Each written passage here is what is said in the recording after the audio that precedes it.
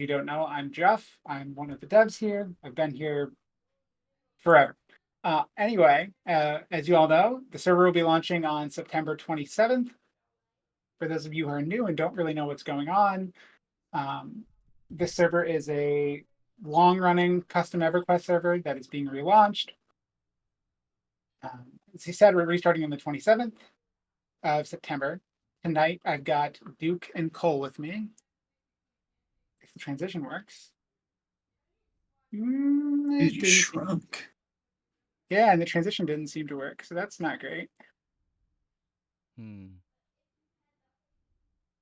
Hold on. Tech support is coming. We're about to get yelled at, probably. Don't you love it when you have in-house support? Yeah.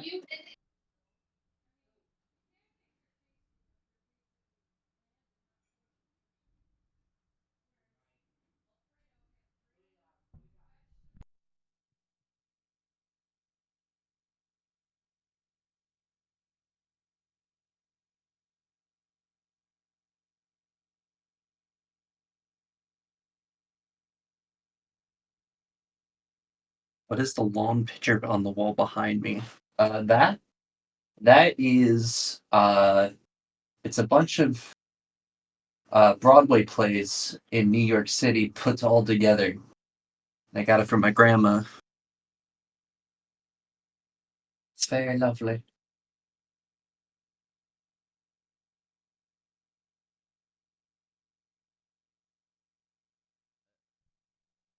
It's resolved. I can see the smaller videos off deck. Yeah, I think we're good now. So, can't see Twitch chat at the moment, which I'm going to rectify really quick, but there we go. All right, so as I said, I'm Jeff. I'm here with Cole and Duke. We're going to answer some of the questions that have come in. We're going to answer some of the questions that come up in chat. I'm going to start with one of these questions from the petitions we got in. I'll read it, give people a chance to answer. You know how this works. All right, this is a long one, so I need to look through here and try to find something I can actually answer. Um, all right, so the first question comes from Alarcon, and it asks, the Enchanter Ancient Spell, Cloak of the Unseen. Can we make this target the whole group? Group invisibility exists at level 40, and clerics get sun skin at 51. Opinions? Well, what happens is that the state of the spell gets toggled for every time the question got asked. So I think it was like 3 times, maybe. So maybe yes. That's fair. So that's something that I like. I'm not opposed to. That's definitely something we could do. It's not a huge deal. That should be fine. I'm not opposed to it either. I mean, we already can combine the two, so. Yeah.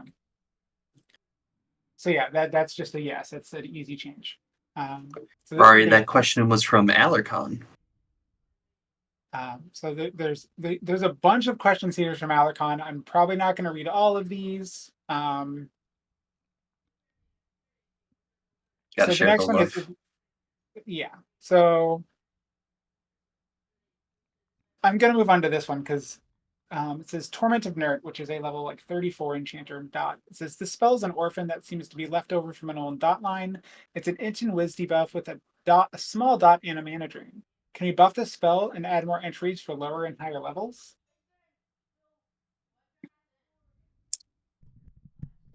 Hmm. I mean, we could. I remember seeing this question earlier. Typically, what it So looks like It's is weird. you take an Excel page, put the original spell at its point, and say, are we able to expand the spell to lower levels, to higher levels? What is the intent? Isn't it a mana drain?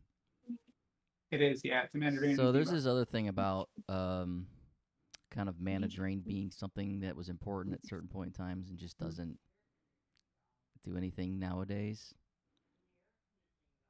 I had an idea where like mobs take more damage if their mana is drained or something, right? Just a global incentive, but that's just like a random idea.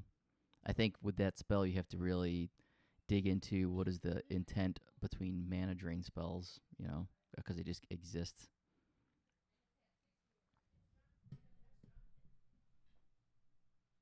Yeah, so mana drain, a lot of these tools are basically so when you create a character or an NPC, it auto populates their health and mana. And in the olden days, there wasn't a scripting like Lua or anything. In nowadays, we have Lua, so there was a lot of auto pilot things. Basically, like when you created the NPC, it would auto generate like its AI and hit points and mana, and a lot of that stuff was based on that. And mana drain meant something. Uh, the important thing is that when a developer goes to make content, they have to kind of be aware: do I want this content to require mana drain?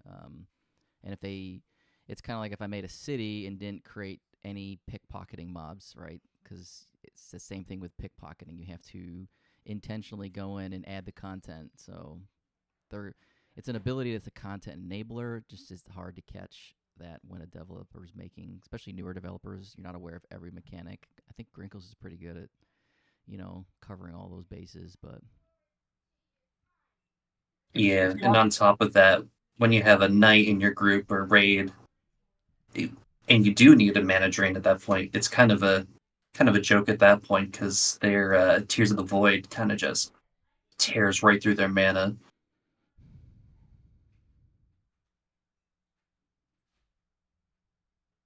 sorry, think I was that's dealing with more some technical issues. yeah, the dead end high technical spells issues. I'm Duke. is interesting. I think you can create spells that are niche one-offs, right? That don't necessarily have to do Yeah, anything. I think this gets into a deeper rule, which is that there's a lot of varying players who play the game, and some players may really enjoy the thematic element of the game or of a spell, and maybe it's not the best button pusher, right? And uh, like if you're like, well, that's not efficient, we should remove it, right? Well, at that point, it's just kind of like a streamlined. It's like, how do we make my computer more efficient? I want my computer to run as efficient as possible, but this is an EverQuest game, right? Does not everything has to be completely efficient? I guess. So I would rather I just mean, leave the kind of thematic spells there, and just if balance requires a new spell or a new ability, you add the ability and just kind of maybe leave the old one there.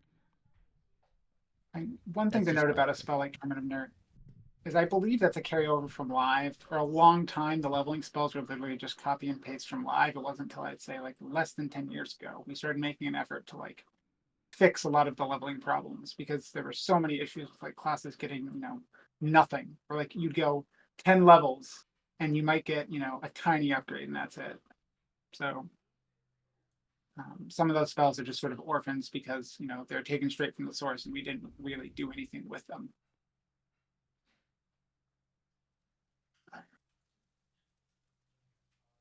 All right. So pretty much all of these are enchanter related. So I'm gonna hit off a few more quick ones.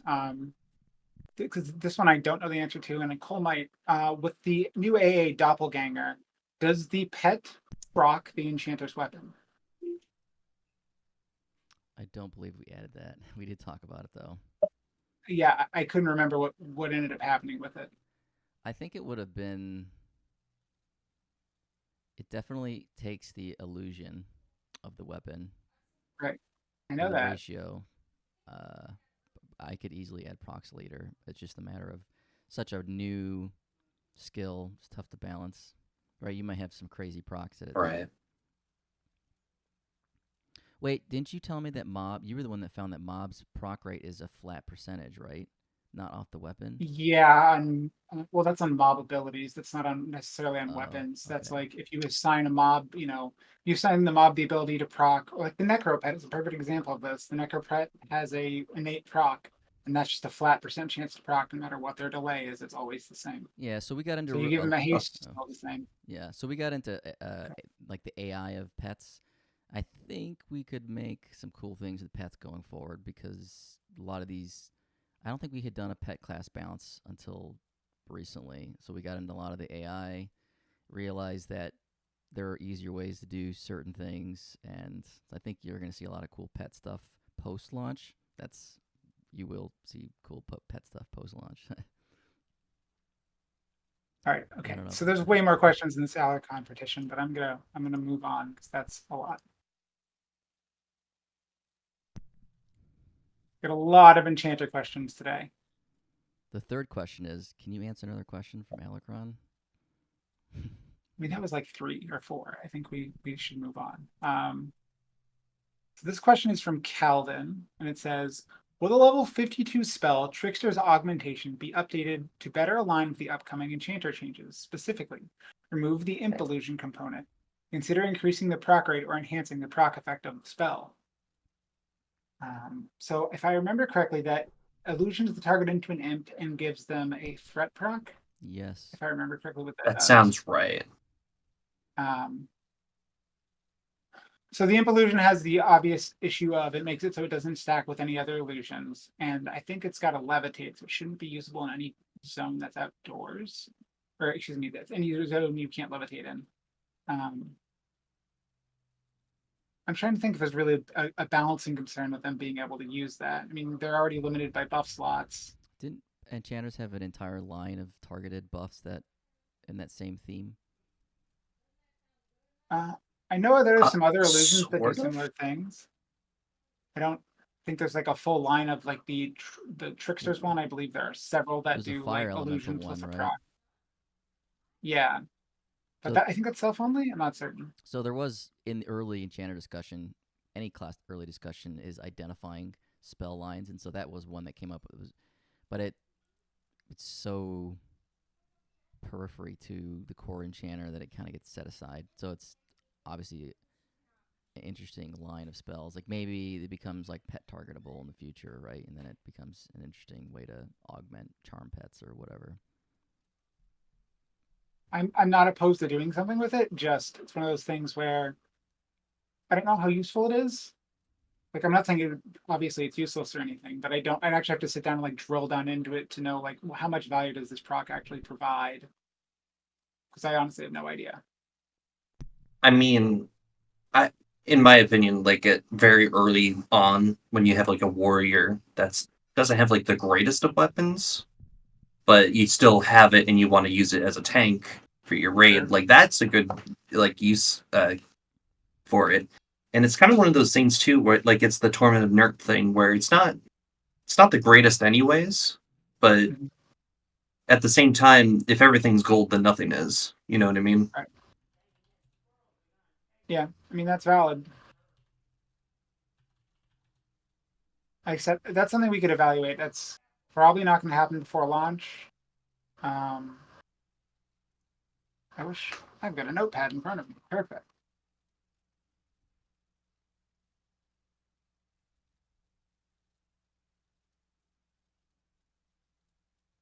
Which is While not you're doing particularly that, easy in question. chat, someone said pulling mobs inside walls to split here to stay or something you want to change. Um, I don't see that going away. Just as a, I can I mean, we'd have to see. fully convert to nav mesh. Yeah, I can see nav meshing. Yeah, So like today, I was thinking after launch, I could start working on something like Grinkles wants NPC light sources, right? And I believe Fuok wants nav mesh. Or I think that would change the entire game, right? Like, Yeah, it would definitely change so much of the rating game. it would Like, definitely change the feel of the game too. There's something about Dalaya, Shards of Dalaya, whatever you want to call it, like both of those in the way that it is, like that the mobs running through walls because you accidentally aggroed something. It's like one of the things that you would just really think about, and like when you're thinking about Zod or Dalaya. That is not how I pronounce Dalaya. Dalaya. I've heard 5 different ways. It's probably. Shards of Dalaya, right? all right, if you guys are ready, I'm going to go into the next petition.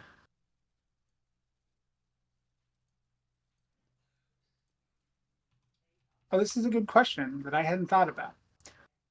Are Raven Ward and similar clickies, such as Nature Ward and Planar Ward, going to go in a shared cooldown similar to DPS clickies? I mean, they're currently not. Are they going to, though? Well, all clicky cooldowns have to be on a shared timer. Well, Well, they're to -1. oh, Yeah, they're not. I gotcha. They're in the generic self timer. So we could share them. This is one of those things I'd have to sit down and evaluate. It would probably make sense just so that people don't feel like they need to go farm every single one of them on all of their characters. At the same time, like I do want to be careful with how much stuff we link because there's some amount of like fun in just having a bag full of clickies. The main thing I want to limit is like raid balance stuff where you know in the past there was definitely an issue sometimes where you get to hard content. It literally just became okay. How do we kill this? Make sure we have every DPS clicky and everyone in the raid available. And we just cycle through our bags. We click our mind fights. We click our Tashiers. We click our Valbacks. All of those things, and they're fun. Like DPS clickies are a fun thing. It's very hard to balance around the people who show up to new content and have all of those things, and the people who show up to new content and don't have all of those things. It can be very hard to make a fight that's like doable for people without everything, and a fight that's not just destroyed by people who have everything. So we've kind of got to find a balance between the two.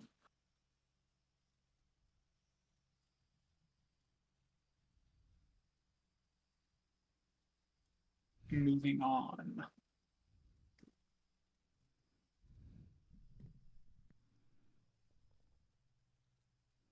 I was reading Rari's posts, or I thought it was like Dalaya, something like that, like a southern. Sure. I like can't see. I super can't see the chat for this right now. I need to fix that.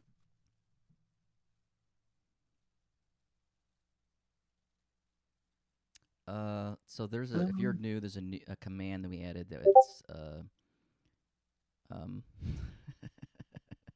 there's a sorry I got interrupted with that. Once you put the Superman shirt um, on. So we added a command that I don't know what it's like, base illusion or something. So if you have a kind of a, whether it be a spell illusion or yes, clear illusions. So if you like looking like the race you chose to play as, then you can just use clear illusion as you zone in, and you just maintain your default illusion. all right, so this is another enchanter question. This is about this is from Merrill's, and it's primarily about the new AAs. So this is kind of long. I had to read through it to actually understand it. But the question is essentially with the enchanter changes, they're worried that in a small group scenario like a 6-man, having to have two good bond or AOD targets essentially will put a strain on them having to have, excuse me, put a strain on ensuring you have two good targets. And they're worried that the two new AAs between the self AOD and the doppelganger won't be enough in order to make that not a problem. What's the Um, concern? so basically, the concern is that if you went into a 6-man group, you're sort of that you'll have to build a group specifically to handle having an enchanter since you need to buff two targets. Essentially, and that the AAs we added, Doppelganger and Destructive Surge, won't be enough to offset it. And I don't Mm. necessarily think that's invalid in any way, shape, or form. The things to note is like both of those AAs are somewhat experimental, right? Like it's like we could very easily, if you're going to a 6-man and you're saying like, oh, if an enchanter doesn't have perfect group composition, they feel like they can't kill anything. It's pretty easy to go, okay, buff destructive surge to 15% per rank, or buff the contribution of doppelganger by XYZ. It's not super hard, but as far as like, there's always some amount of like group Tetris, right? Like if you're trying to build an optimal group for, let's say, a monk, you probably want something different. You're gonna make sure you have a bard for overhaste versus something like a wizard. You'd probably rather have a beast lord for cunning rather than bard haste. Like obviously the spell focus from bard is nice, etc. There's always going to be some amount of group Tetris there. If it's a huge problem though, it should be easy enough for us to fix by just addressing those AAs. Um, Also, it should be noted like you can you can load one bond and one AOD. So like that was sort of the reason we didn't link them. Excuse me, we didn't make it so that you can only have one or the other. Excuse me, I still can't speak. When we originally talked about this, we were talking about making it so that um, you could only you'd have to do one and ones. You'd have one bond and one AOD. We decided against that because we wanted you to have a little more flexibility. Yeah, it is at the cost of a spell gem, right? Like you do have to use one spell gem for each, but we did want to make sure the option was there so that if you do have one melee and one caster, you can do that. But as I said, it's not a huge change. If enchanters are really underperforming, that's a pretty easy fix. Did we talk about how enchanter pets were attacking with their shield? We did not, but that's pretty fun. So one thing about there was a bug that basically like loaded their sword, and then someone copy and pasted it down, and then it loaded their shield onto where their sword slot is. So when enchanter pets attack, they were swinging with a shield in their weapon. That's pulling the stats. Now all enchanter pets have a base weapon that you see because it's an invisible man ID. So another thing, they're going to be a little stronger because now they are using a weapon in addition to. So you're going to get that. They basically, you can't give them gear, right? But they will have a weapon equipped. So it's a pretty big meta change, or not really meta change, but it's just like it's a large enough change that it's tough to calculate and say, okay. I mean, before, like if you were doing with an enchanter, there's a lot of concerns with how shared mind gave a percentage bonus to a group of 6, and if you were doing, then that was 1/3 of the bonus. We thought about scaling that so it increased as your group went smaller, and if you were solo, it was the max value, right? So historically, enchanters' power decreased the um, the reduced number of individuals they were around. So now, if it's just you soloing, you can now at least bond your pet and AOD yourself, right? So that's I think a huge improvement upon the old style. So it's to be seen, right? Yeah, it's one of those things where like some people are gonna bring in like a wizard and a monk or whatever, like you said before, and have those as your AOD bonds, and maybe that's like the best one, maybe not. There's always going to be that concern of, oh, I can't have, I have to have these two bonded. If I don't have these two in my group, or I have something worse like I don't know, a bard. Let's say you have 3 enchanters. At the very least, you can bond your pet and yourself with these AAs. So it's more of like we're trying to give options too, rather than just you must have the perfect comp for the enchanter. Well note that I don't know that people picked up on is with the AoE changes, bonding a mage or AODing a mage did get quite a bit better because you're no longer before the mage had the AoE crit, excuse me, the AA that gave them extra rain crit chance, and the enchanter didn't. So you got you lost like 20% of the rain damage. Now you'll actually get the same spell crit as they do. So that will actually make basically like the how valuable AODing and bonding certain classes are is probably going to change some. So that is one thing you have to take into account is like your expectation of what is good for now versus what was good then is going to be slightly different. Um, That's a good point. and one thing they did say is there seems to be a push to make 6-man groups more flexible, which is definitely something we have been talking about, and we want to make sure like we don't want for a long time when Emberflow was new content, every group started with warrior cleric bard or paladin cleric bard. That was every group. Um, and we don't want that. We want it to be more flexible. Now we know there's going to be a meta, right? No matter what we do, there's going to be something that is best. There's going to be some perception of what you need to clear content. Like that is just how human beings work. And we're not going to like go out of our way to like fight that down to the core. But we do want to make sure things that are balanced in enough, reasonable enough way that it's not like, oh, we could never kill this with a mage or an enchanter or a necro or whatever. If it's a little harder with an enchanter or a mage or whatever on tier, it's not the end of the world. Obviously, it's not ideal. We'd love for it to be every class can do this the exact same, but like that's just not realistic in a game with this many moving parts. Um, Okay. So What's our next then, enchanter question? I don't know. I don't know if the next one is an enchanter question. It is not. This one is from Danar. Oh, Okay, so previously we had the Great Weapon Crunch. Everything had to follow a linear path or progression. Is this still the case? Is there room for outliers above or below the scope? They've activated my trap card. So as the person who did a lot of this, there was always room for stuff to go up and down even after the crunch. The problem before was mostly just like the gap was so huge that when we tried to make the gap a number that looked reasonable, it just looked like we neutered everything. There were literal items off of two enemies that were about the same difficulty, where one item would be legitimately just 70% more DPS or 50% more DPS off of two enemies that are basically the same. Now, variance, like having differences and stuff, is good. It feels good to get the item that's rarer and cooler. Like, that's just playing video games, right? Everyone wants to have the cool thing. But the big issue that a lot of that stuff caused when you have an item like, I'm going to say Verdict is probably the perfect example of this, where Verdict was so strong, making an upgrade to Verdict was going to basically be like, if we wanted to make something that wasn't just going to be even more insane, we are going to have to make something like 6 tiers later. And Verdict was just balanced around being rare. Like that was the whole reason Verdict was so powerful. Well, it also didn't originally work the way it was supposed to, so something just kind of got thrown on it.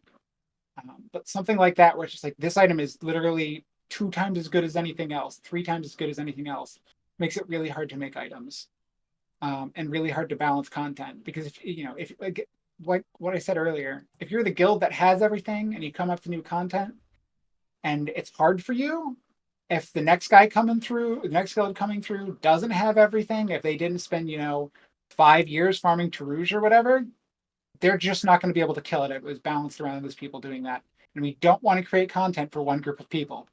It's very like, personally, it's pretty disheartening when you make content and like even though these people aren't like most of the people who've been at the top end are people I've played the game with, I know them all. But it's really disheartening to put out content and go, okay, even if there was another like even if there were two guilds at that exact same tier, like who were progressing, excuse me, if there's one guild at that top tier and another guild that's like catching up to them, the top guild would generally have farmed so much more gear that trying to put a fight out when you have, an item like Verdict or the old Custo sword, where the item is just so much better than anything else. If that second guild hasn't farmed for 5 years, there's not even a chance. They're going to have to spend 5 years farming just to have a chance. And I don't want that. I don't want people to feel like there's no way they can ever catch up, like it's just impossible. But at the same time, there needs to be room for variance. I don't One of the problems with setting rules for things like this, if I said like, an item can be between, this bracket, it can be between this number and this number. Everyone defaults to just going all the way to the end. So if I say a number can be, an item can be somewhere between, 1 ratio and a 1.2 ratio, every weapon's a 1.18, a 1.19, a 1.2. That's what every developer makes. And that's just human nature. But it does make like if you look at the old tiers, you'd go into a zone and you'd have an item like I'm going to use Caverns of Darkness as an example. At the end, you get the Black and Dragon Spine Cutlass, which is like a little better ratio than the other stuff in it. It's got some better stuff on it. But then you'll have earlier bosses who will drop items that are just like infinitely worse than things that came before them. You'll kill a boss and you'll get, I'm trying to think of an example. Like there's a tank hammer off of one of the bosses in there. And then like if you've been raiding other stuff at the tier, that tank hammer is just worse than like the outer prison. There's an outer prison spear. There's whale fury. There's just a bunch of stuff. But even though there's the gap there, the gap isn't. It's not 70% or 50%. It's like 15. Did you say whale fury? Yeah, WAIL, not WHALE. Cole. Okay. Eerie of the Whale. Yeah, Um, there's definitely room for variance, but so an interesting thing about how weapons got to where they were, like the old development environment was a lot of individuals like to work alone. It wasn't very rarely. It seemed like there was collaboration. If you look in the old forums from when they were doing Ikasith, there was definitely evidence of like collaboration. Like I know Slariel was doing, just made like 300 animal meats and just populated them for people to use in their zones, right? They were definitely collaborating while working together. And so when I came, wasn't a lot of like everybody jumping in the voice chat, having meetings. There's none of that for many years. Just kind of the environment post 2.5. And I think when you are isolated as the developer, it's not their fault, but you end up just looking at things kind of at a kind of like a vertical slice and not looking at the game as a whole. Also, a lot of new developers when they first start out, they're starting out as a developer right out of the rating scene, so their eyes are focused on end game, right? And fixing some bugs with doing some things with Grinkles kind of helped me expand my. You kind of like it helps expand your vision to say like, hey, the game exists not just at the end game, and so you end up with all these weapons that are kind of all over the place, and so kind of going through and streamlining them to do it that fast is kind of a tough process, and you can just tweak. You can tweak those, and I think you can make an item like a verdict stand out if you are clever with, say, scripting or item differentiation, where you like it's good in certain scenarios, right? Because people create markets finding a niche of something, right? It's the same idea. How do I make this item good in this kind of window of accessibility?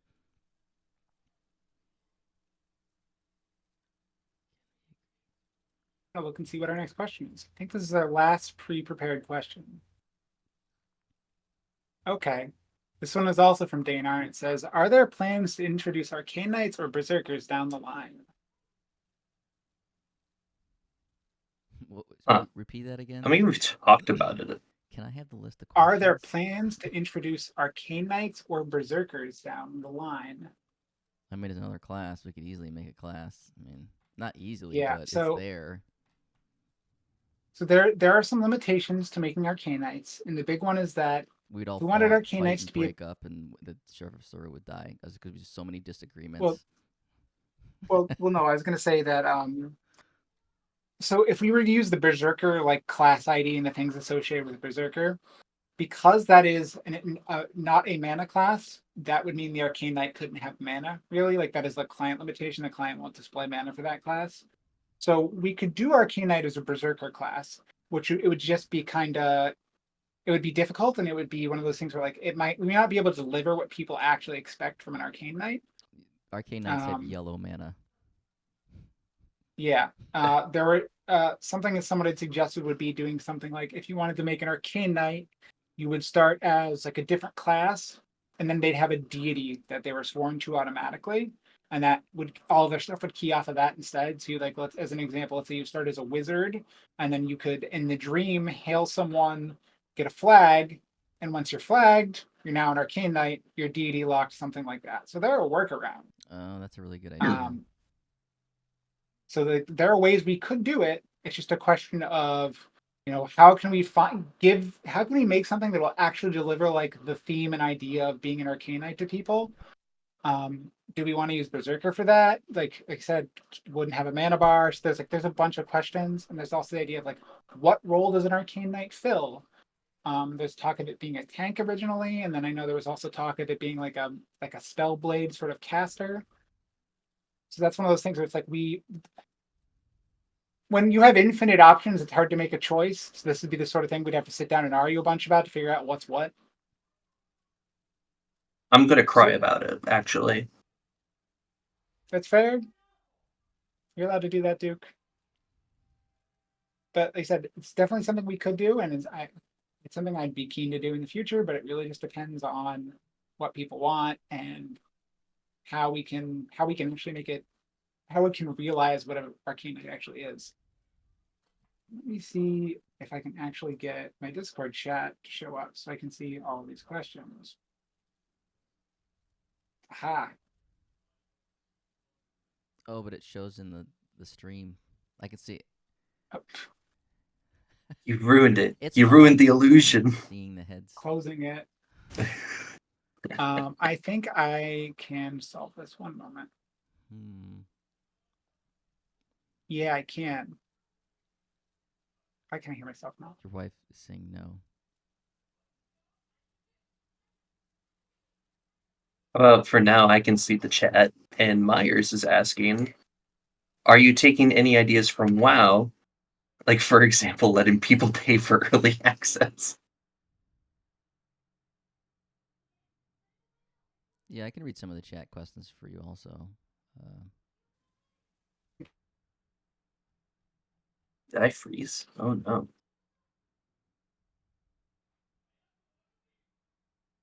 Oh, I think Jeff broke the stream. He totally If did. you want to read the questions, that'd be great. Oh, Did I break it? are we No, back? we're back. Okay, good. Sorry. You have a list of questions. It's only fair that me and Duke get to read the chat questions.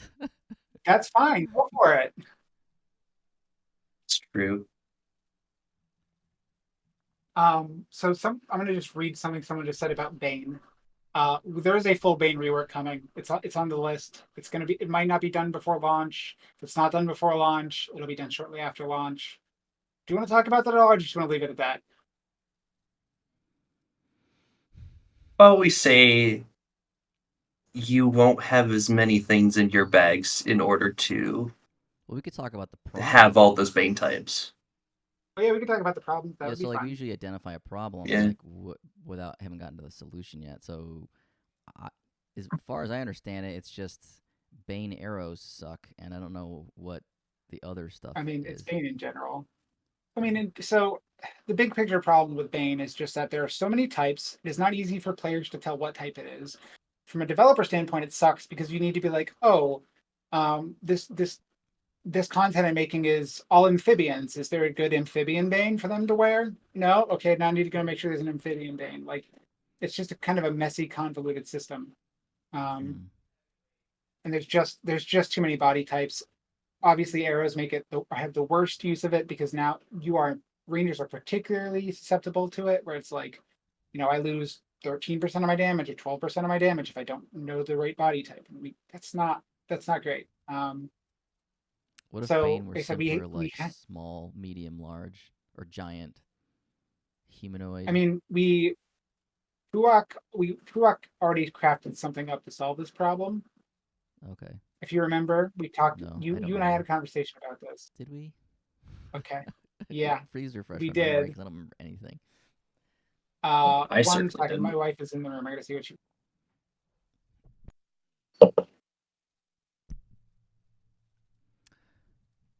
Uh, Do you just use like a big like tree cutting axe to chop down